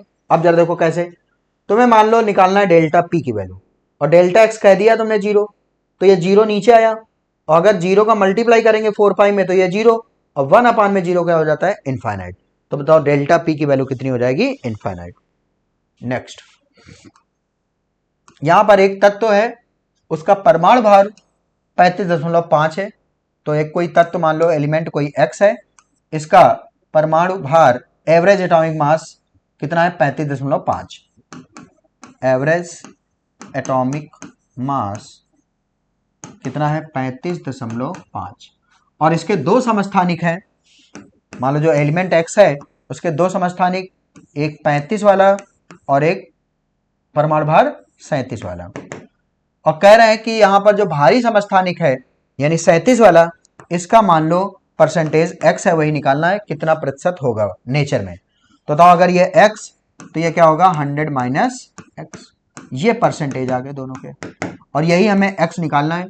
और एवरेज एटॉमिक मास यहाँ पर दे दिया गया है, और एवरेज एटॉमिक मास का फार्मूला क्या होता है, एवरेज एटॉमिक मास और दिया यहाँ पर 35.5 M1 X1, तो 35 into 100 minus X plus 37 into X upon में ये प्लस ये, तो बताओ कितना हो जाएगा 100। इसका मैं मल्टीप्लाई कर दे रहा हूं, तो बताओ ये 35.5 का मल्टीप्लाई करोगे ये 0 उड़ जाएगा, पॉइंट हट जाएगा और ये आ जाएगा 3550। यहां पर इसका अंदर मल्टीप्लाई करें तो बताओ ये कितना आ जाएगा 3500 माइनस 35x प्लस 37x। ये करोगे तो कितना आ जाएगा 2x, और ये 3500 इधर ले जाओ तो 3550 में 3500 घटा दोगे तो कितना आ जाएगा 50, यानी कि यहाँ पर x बराबर आ जाएगा 25%। यानी कि यहाँ पर जो x है उसका परसेंटेज, यानी हैवी का हमने माना था, ये हैवी आइसोटोप और उसका परसेंटेज हमने माना था x, वो क्या आ चुका है 25। क्लियर है। तो 87 का आंसर कौन सा हो जाएगा 25%। नेक्स्ट क्वेश्चन यहां पर बेटा निम्न अभिक्रिया में एंथैल्पी परिवर्तन पूछ रहा है इस रिएक्शन का, यानी पूछा जा रहा है डेल्टा H रिएक्शन, और डेल्टा एच रिएक्शन अगर यहां पर संभवन की ऊष्मा दिया है, तो संभवन की ऊष्मा अगर देता है तो हम लोग करते हैं H product minus H reactant. संभवन की ऊष्मा देता है तो डेल्टा एच रिएक्शन कैसे निकलता है? H product minus H reactant. अब बताओ ऑक्सीजन के संभवन की ऊर्जा क्या होती है? 0, तो कोई मतलब नहीं है। और यहां पर 2-2 मोल की है, तो हम लोग ये जो संभवन की ऊर्जा दी हुई है पर मोल की, और यहां पर दोनों की 2 मोल की रखना है, तो बताओ क्या करना पड़ेगा? डबल, यानी कि 2 मोल की। तो बताओ 1 मोल की है H2O लिक्विड, H2O लिक्विड का कितना है? आगे वाली है। H2O2 पहले लिखा है, फिर H2O लिखा है, और मुझे पहले प्रोडक्ट यानी H2O लिक्विड, और H2O लिक्विड का कितना? -286, और 2 मोल की करेंगे तो इंटू 2 माइनस, ये फार्मूले में है माइनस रिएक्टेंट का।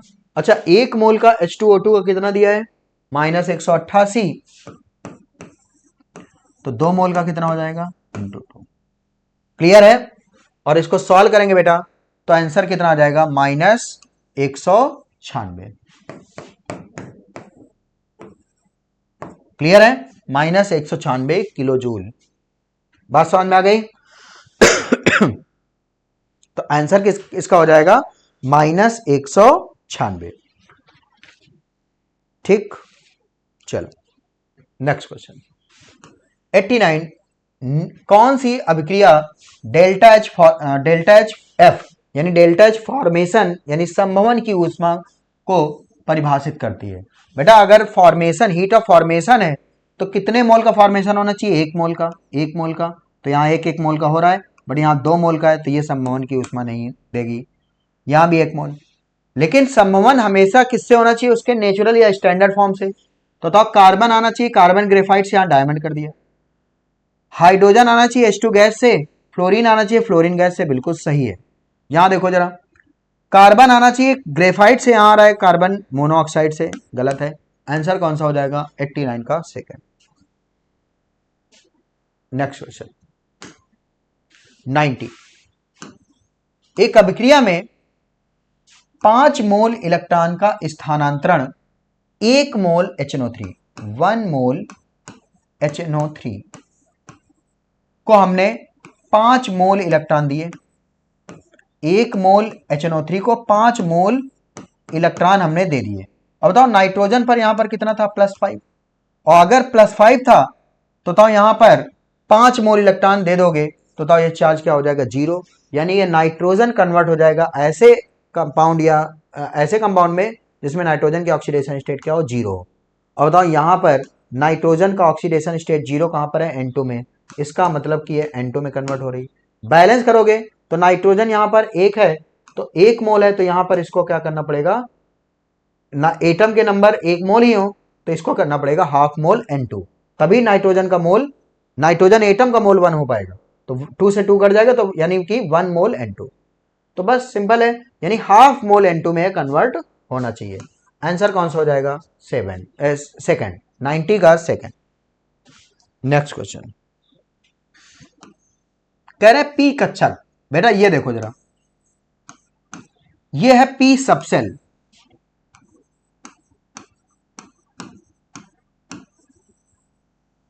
तो पी सबसेल में कितने इलेक्ट्रॉन भर सकते हो? 6, 2 2 4 2 6। बट ये पूछ रहा है पी कक्षक यानी पी ऑर्बिटल, और पी ऑर्बिटल केवल 1 है, यानी कितने इलेक्ट्रॉन भर सकते हो? 2। तो आंसर कौन सा हो जाएगा? 4। तो पी कक्षक पूछ रहा है तो पी आंसर होगा 2, पी सबसेल पूछता तो आंसर होता 6। तो 91 का आंसर 4 हो गया। नेक्स्ट क्वेश्चन की बात करते हैं।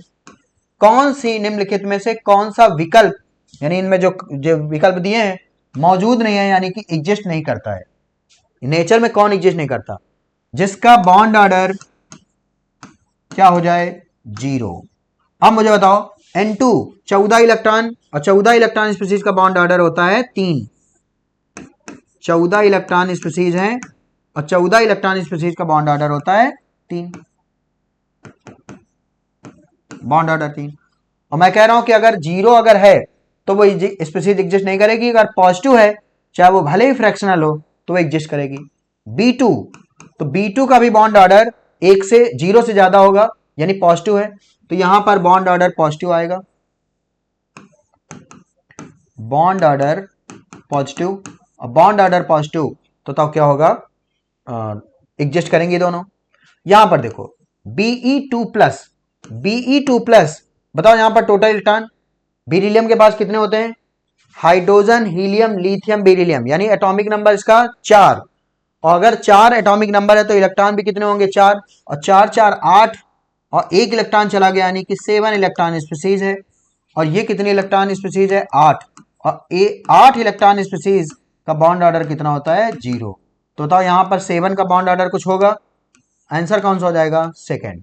तो Be2 8 इलेक्ट्रॉन स्पीसीज है, और एक इलेक्ट्रॉन स्पीसीज का जो बॉन्ड ऑर्डर होता है वो क्या होता है, 0, और 0 बॉन्ड ऑर्डर होगा तो वो स्पीसीज एग्जिस्ट नहीं करेगी।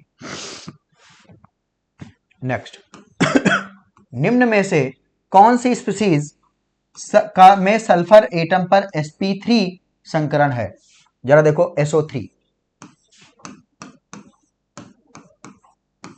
ये है SO3, कितने सिग्मा, 3, तो हाइब्रिडेशन sp2, तो ये तो नहीं है। H2S और 2 लोन पेयर, ठीक है, तो hybridisation 2 sigma 2 lone pair, hybridisation sp3, तो यहां ये तो हो जाएगी। SO2 देखें, H डबल बॉन्ड O, एक लोन पेयर, तो sigma sigma lone pair, 2 sigma 1 lone pair, hybridisation sp3 sp2, ठीक है, तो ये भी नहीं होगी। S8, बेटा ये S8 कैसा होता है, क्राउन शेप, कैसा होता है, crown shape.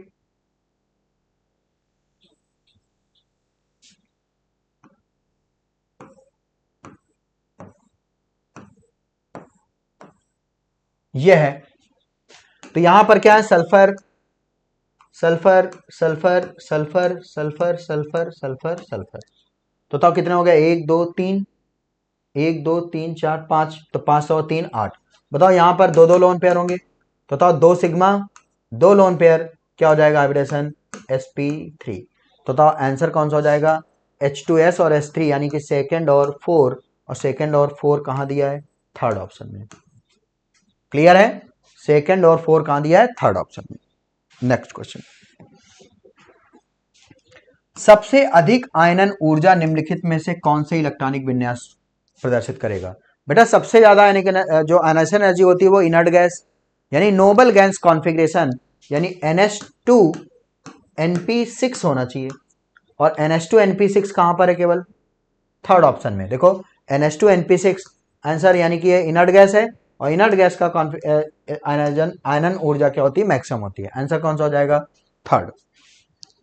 Next question 95, O2PtF6 minus का निर्माण जीनॉन फ्लोराइड के निर्माण का आधार है। बेटा जीनॉन के कंपाउंड पहले माना जाता था कि जीनॉन कंपाउंड नहीं बनाता, लेकिन जब ये कंपाउंड बन गया O2PtF6, तो O2PtF6 का निर्माण जीनॉन के फ्लोराइड के निर्माण का आधार है। क्योंकि O2 और जीनॉन की आयनन ऊर्जा तुलनीय, लगभग क्या है, समान है, तो ये इसका आधार है। क्लियर है, तो इसी वजह से फिर जीनॉन के फ्लोराइड भी बनाने लगे, XeF6, XeF2, XeF2, XeO2F2, ठीक है। नेक्स्ट, नियमित ऑक्टाहेड्रल यानी अष्टफलकी, बेटा अष्टफलकी कैसा होगा, ये मान लो सेंट्रल एटम कुछ भी,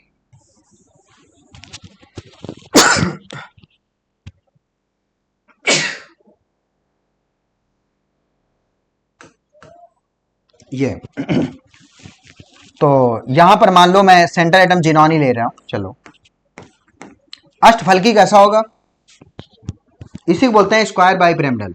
तो ये स्क्वायर बन गया, एक पिरामिड ऊपर एक पिरामिड नीचे, तो ये एक बॉन्ड बाहर और एक बॉन्ड अंदर, तो यहां पर 180 के कितने होंगे, एक बॉन्ड, 2 बॉन्ड, और ये वाला जो आगे और पीछे बॉन्ड है कौन सा, 3, यानी 180 डिग्री के कितने बंद होंगे, तो आंसर है कितना, 3।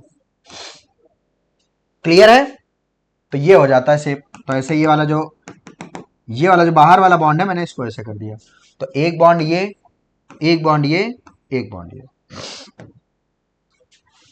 97, Mn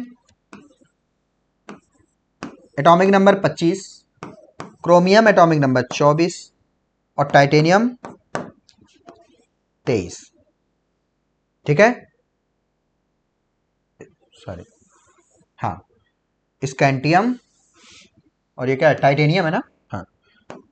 तो कितना हो जाएगा 22, ये हो गया।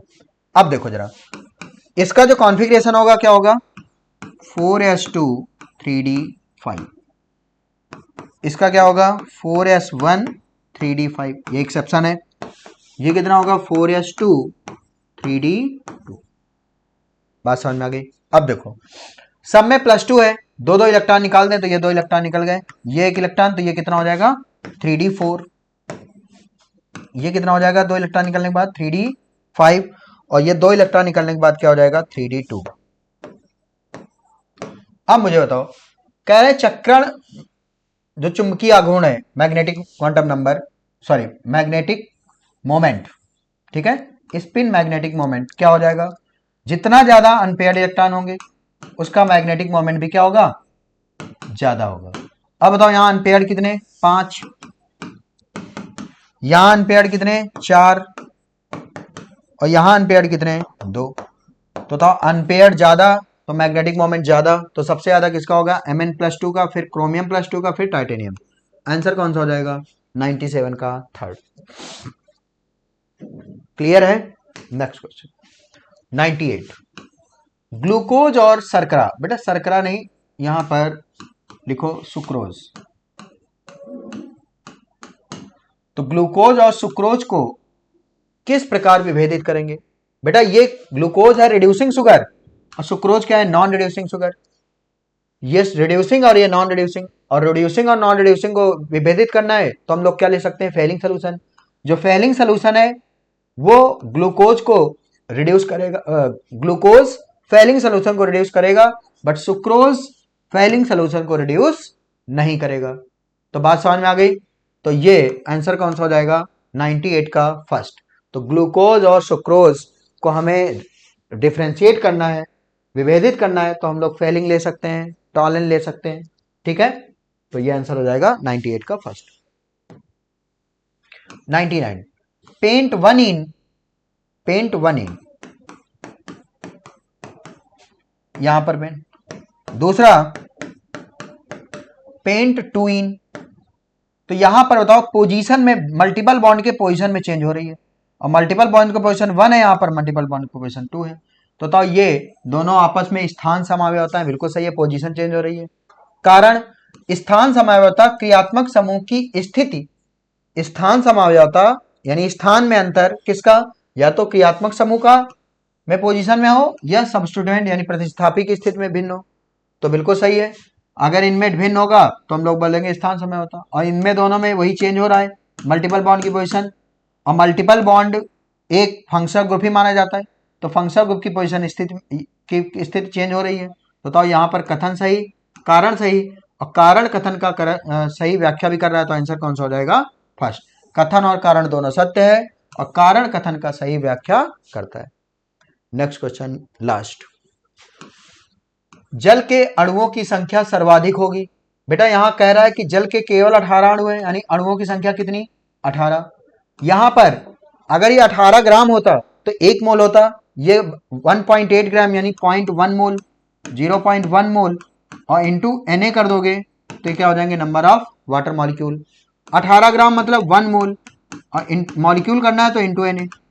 यहां 18 मोल ही है तो 18 इंटू Na मॉलिक्यूल हो जाएंगे। तो बताओ सबसे ज्यादा मॉलिक्यूल कहां हो गए 4। तो बेटा 100 का आंसर कौन सा हो जाएगा 4। तो बेटा यहां तक मैंने पूरे क्वेश्चन डिस्कस कर दिए, तो उम्मीद है कि आपको सभी क्वेश्चन क्लियर हो चुके होंगे, ठीक है। तो आपको कमेंट करके जरूर बताना है कि आपको सेशन कैसा लगा, और टेस्ट प्रॉपर देते रहिए बेटा। अगर आपको सिलेक्शन लेना है तो सबसे सही चीज है टेस्ट से अपना मूल्यांकन सही कर सकते हैं, ठीक है, तभी जाके आप फाइनल नीट का एग्जाम दे अच्छे से कर पाएंगे, ठीक है। तो थैंक यू सभी को बेटा।